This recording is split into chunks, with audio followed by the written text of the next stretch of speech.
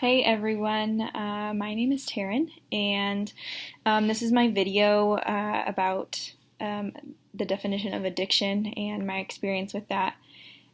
Before reading chapter 1, I would say my definition of addiction was being unhealthily attached to something in which you could not remove yourself from it without feeling withdrawal symptoms of some kind, like fear or panic.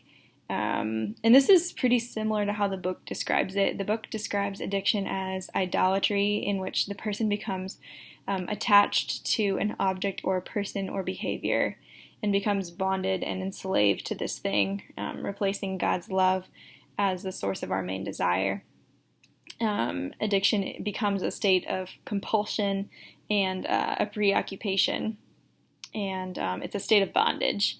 And I think that bondage keeps a person from being able to seek other things than the thing they're enslaved to.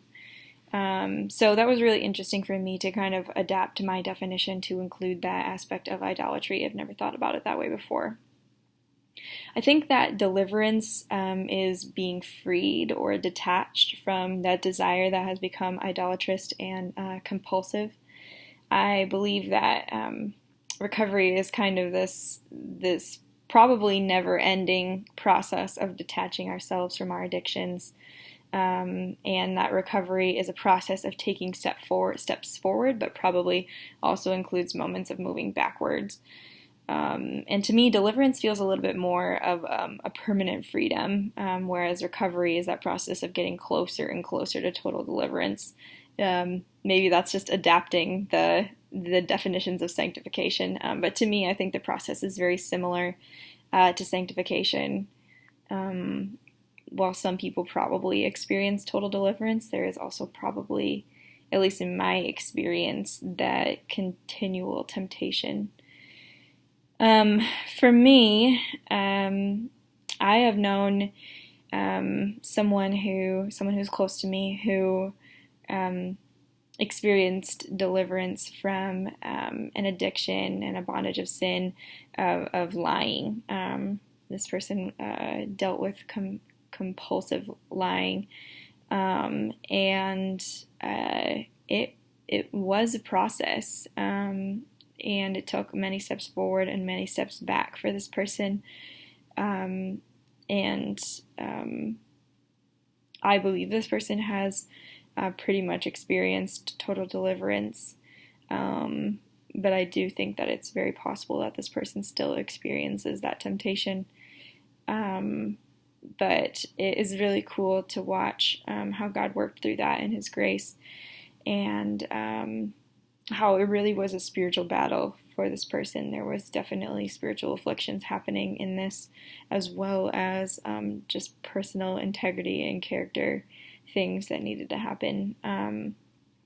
So that's probably my closest experience with like an addiction sort.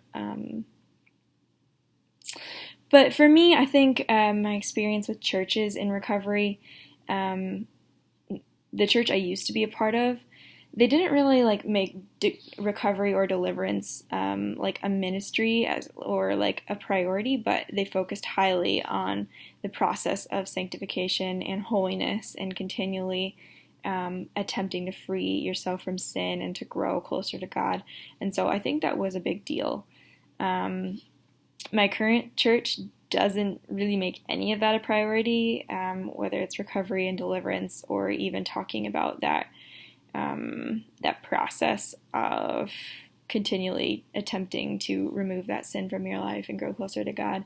And I think that does really make a difference. I think that I experienced a lot more stories and a lot more people who were freed from sin and from addiction than I have at this church, just because it's talked about more and it's emphasized, or it was emphasized more at my last church. So yeah, I think that shows the importance of it. And I'm really interested to learn more about this topic as we go.